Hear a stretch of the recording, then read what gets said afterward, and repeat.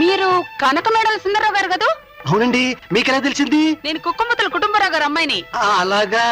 మీరు నన్ను పెళ్లి చూపులు చూసి వెళ్ళిన 14వ పెళ్లి కొడుకు. ఆ రోజు మా అమ్మగారు మీకు తొక్కుడు లడ్లు కారపూస పెట్టారు. నేను సామజ వరగమన అని పాట పాడి వినిపించాను. మీరు పాట మధ్యలోనే పారిపోయారు. గుర్తొచ్చిందా?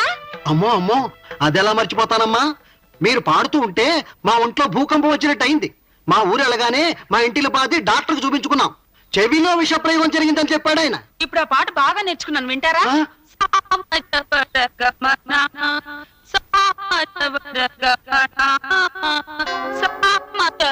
అయ్యో, అదేమిటండి అలా పడిపోయారు? ఇక చచ్చిన ఈ వీధిలోకి రాను. నా డ్యూటీ వేరే వీధిలోకి మార్పించుకుంటాను. వస్తానమ్మా. చాముండి, ఏమండి? నేను వంట చేస్తానన్న విషయం ఆ వచ్చిన వాడితో ఎందుకు చెప్పావు? చెప్పు. మీ గొప్పతనాన్ని మంచితనాన్ని పొగిడే